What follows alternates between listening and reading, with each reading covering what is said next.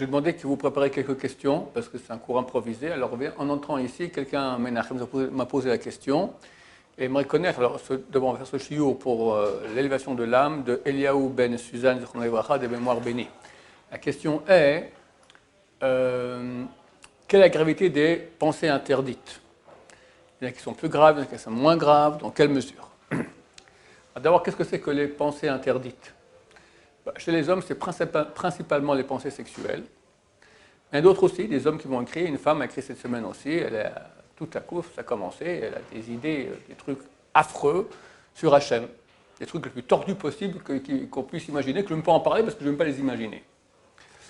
Alors, il faut se tranquilliser, parce qu'il y en a qui ça devient obsessionnel. D'accord? La Gemara, dans le traité Bava Batra, page 164, A et B, bas de la page A, haut de la page B, elle dit qu'il y a 3 choses auxquelles on ne peut pas échapper tous les jours.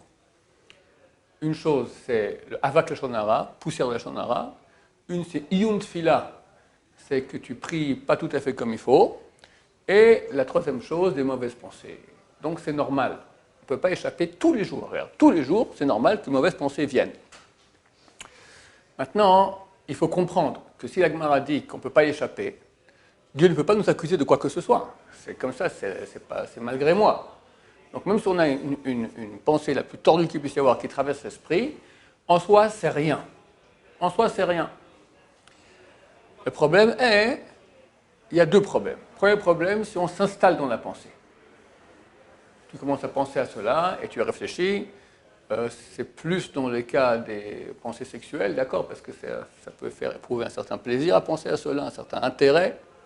Si c'est une pensée affreuse sur Hachem, il n'y a pas trop d'intérêt à penser ça. D'habitude, la personne est horrifiée quand elle pense ça. On peut culpabiliser une telle pensée et elle revient par obsession. Alors justement, je vais en parler, c'est le deuxième problème. D'accord. Le premier problème, c'est donc quand on s'installe dans la mauvaise pensée, et la bonne femme qui est passée, tiens, elle est mignonne, et on commence à s'imaginer des choses avec elle. Là, ça devient grave.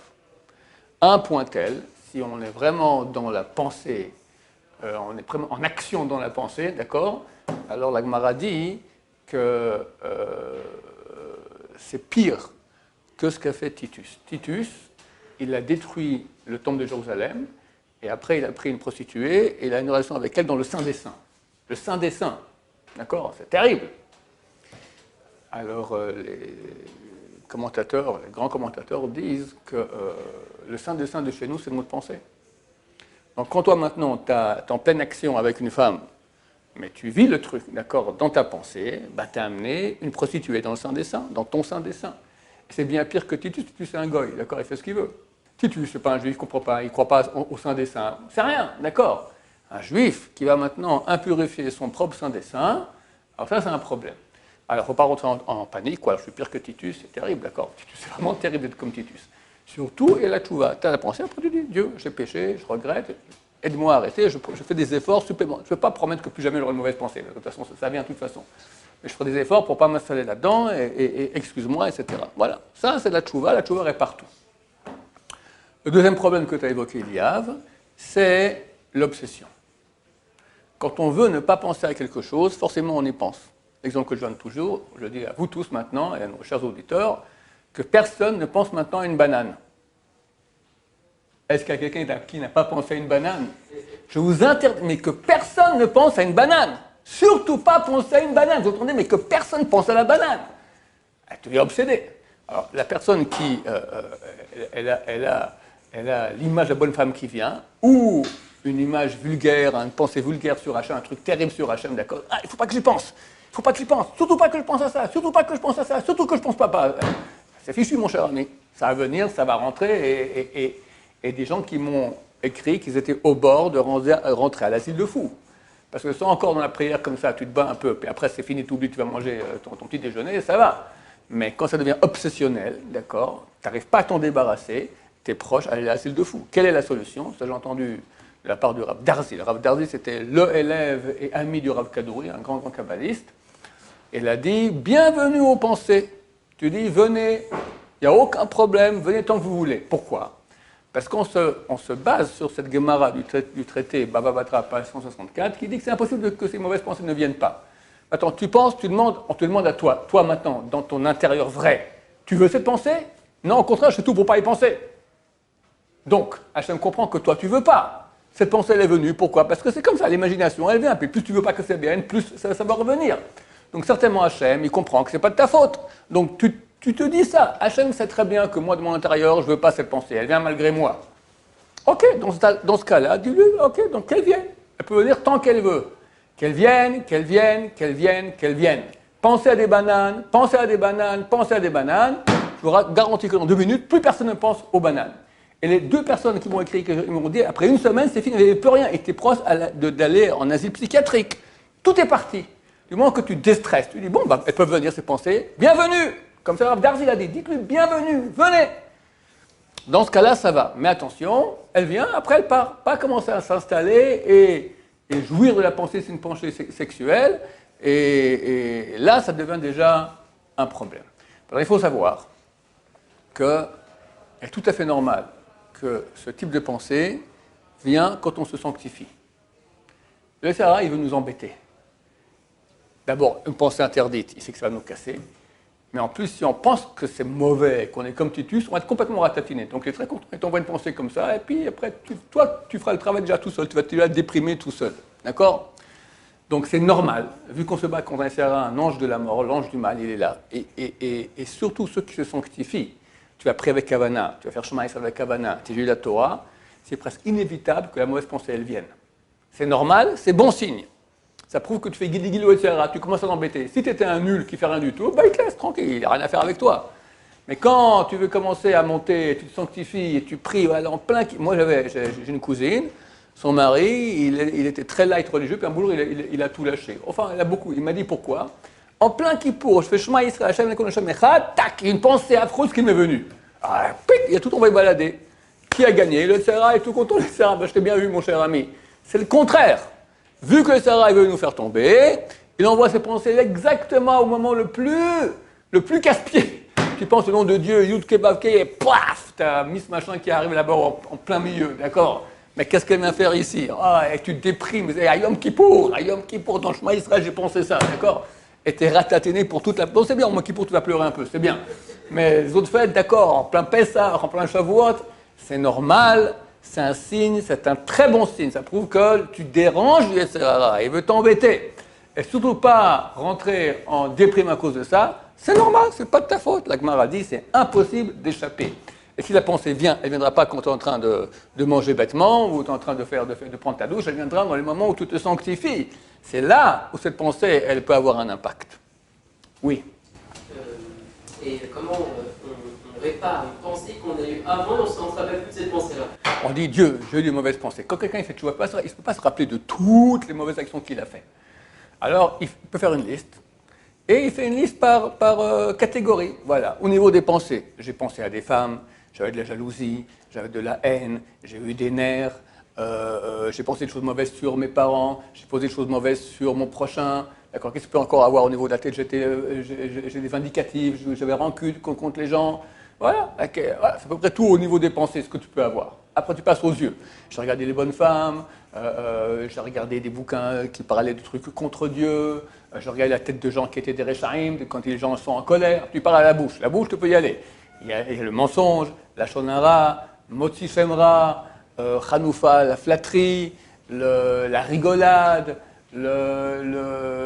les insultes, j'ai blessé les gens, d'accord, avec la bouche. Après, tu passes aux oreilles, j'ai entendu la shonara, j'ai entendu des copains qui parlaient de bonnes femmes, etc. Tu passes par organe, par catégorie, au bout d'un moment, ça y est, t'as fini. 50 péchés, 100 péchés à tout cacher, voilà, c'est tout. Qu'est-ce qu'il y a? Il n'y a pas. Alors tu dis, il y a de fortes chances que j'ai péché de cela dans ma vie, si pas dans cette vie, dans la vie d'avant. Donc tu vois sur tout. Voilà. Ça marche comme ça. Et les pensées de meurtre? Vouloir tuer quelqu'un? Oui, aussi. Bon, c'est pensée de meurtre, c'est une pensée de haine, c'est pas une chose. Mais c'est pas t'es possédé par un démon si jamais t'as une mauvaise pensée de meurtre. Non. Regarde, quand une mauvaise pensée vient, c'est toujours une force négative qui apparaît. Un démon, c'est pas un machin qui est avec des ailes comme ça, et puis une queue avec une flèche au bout, avec une lance, d'accord? Un démon, ça vient du mot hébreu dimayon. C'est quoi dimayon? Imagination. Tu as maintenant une imagination, tu as une bonne femme qui vient, tu as une pensée de meurtre qui vient, c'est tout du fruit de l'imagination. D'accord? Donc, il ne faut pas croire qu'on est possédé par des trucs comme ça, c'est complètement faux. c'est de l'imagination. On va dire, ok, allez, imagination, laisse-moi tranquille, je continue, tu penses à autre chose. Tu penses Torah. Voilà. Il y a des noms de Dieu que c'est bien de penser pour enlever les mauvaises pensées. Vous les connaissez? Vous voulez que je vous en parle un peu? C'est bien de penser la deuxième ligne de Anna Bechoach. Anna Bechoach, ceux qui viennent le matin tôt suffisamment à la prière, ils disent ce passage-là de la prière. Ceux qui commencent à Odou, ben, ils ont zappé.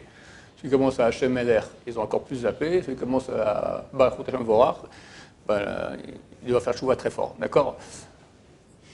De plus, quand on va dormir le soir, après qu'on dit Krashma Shalmita, on dit des versets de protection, on dit aussi là-bas Anna Bechoach. Anna Bechoach, c'est en fait 42 mots, séparés en 7 lignes de 6 mots. Et ça correspond, leur initiale correspond à un nom de Dieu, le nom de 42 lettres. Ça commence Aleph, Bet, Gimel, après Yud, et puis Taf, et puis Tzadik. La deuxième lettre, la deuxième ligne, c'est Kabel Rinat Amecha Sagvenu Taharenu Nora. Les initiales, c'est Kera. Kera, ça veut dire déchire. Et après, Sagvenu Taharenu Nora, ce sont les lettres S, T et N. C'est le ça et le temps. Il ne faut pas dire son nom. Le ça et le temps. D'accord? Déchire le ça et puis temps. C'est bien de voir ces 6 lettres. Kouf, Resh, Ain. Sin, c'est pas un samer. Sin, tête, c'est pas un taf. Tête, nun, sofit. On voit ça, normalement, il éclate en petits morceaux. Oui. Dans notre filote, on peut dire ce mot? Il ne faut pas dire, tu le vois. C'est parce qu'il y a ce mot dans masculin. Oui, la prière, les prières, oui, ça va. Mais dans Shematolenus, on veut rajouter encore. On peut redire. Non, dis pas. C'est pas un nom qu'on ne prononce pas. De nous protéger de... Non, c'est mieux pas. Protège-nous des mauvaises santé, du Yetzirah, voilà, ça suffit. Dieu, comment ça? Parce que c'est son nom, et quand c'est marqué, quand on rappelle le nom, alors il vient. Donc le Kafachim dit même, c'est pas bien de dire dia, bo, et après lo. Lui parle en espagnol, dia, bo, et puis lo. Bon, tu connais le même mot en français. Même en français, donc en langue étrangère, ça a aussi un impact. Donc il ne faut pas prononcer, là, c'est pas bien de prononcer les mots des forces du mal. On l'appelle Yetzirah. D'accord? Il y a un autre nom que je vous dévoile maintenant, que c'est le Rav Aaron Raté. Rav Aaron Raté, il a écrit le must le livre, le top, contre tout ce qui est, concernant tout ce qui est sexuel. Les batalas, regarder les bonnes femmes, les mauvaises pensées, les tikkunim, comment réparer, etc. C'est un livre fantastique qui n'a pas été traduit en français. Une petite partie a été traduite en français quand tout sortira en guerre. C'est un gros pavé, écrit durant la Seconde Guerre mondiale par le Hadmor de Toldot Aaron. Toldot Aaron, ce sont les chassidim de Macharim les plus... d'accord? Lui, il a écrit ce bouquin-là, extraordinaire. Ça s'appelle Tarat HaKodesh, la pureté de la sainteté. Et là-bas, il dit, je te dévoile un nom de Dieu terrible qui fait fuir les mauvaises pensées. D'accord? Alors, le nom, je vous le donne, c'est 6 lettres. Les 2 premières lettres, c'est Gimel et Daled. Ensuite, Shin et puis Nun. Et puis Aleph et puis Lamed. Gad, Shen et puis Kel. D'accord? Ces 6 mots-là, ces 6 lettres-là. Il est bien aussi de dire, de se frotter avec la main droite le front et de dire pi, pi, pi. Pas 2 fois parce que c'est pas joli, mais 3 fois ça va. Pi, pi, pi. D'accord? C'est quoi pi? Pi, ce sont les initiales de 2 noms. Paltiel et Yosef. Ce sont 2 héros qui se sont battus contre le harcèlement sexuel. Et donc, on rappelle on rappelle de façon... on signifie ces 2 noms en disant leur initiale. Qu'est-ce qu'on peut faire encore côté mauvaise pensée? Oui, il y a un verset. Esh tukad tamid la mizbach lotirbe. Le feu éternel brûlera sur l'autel, ne sera pas éteint.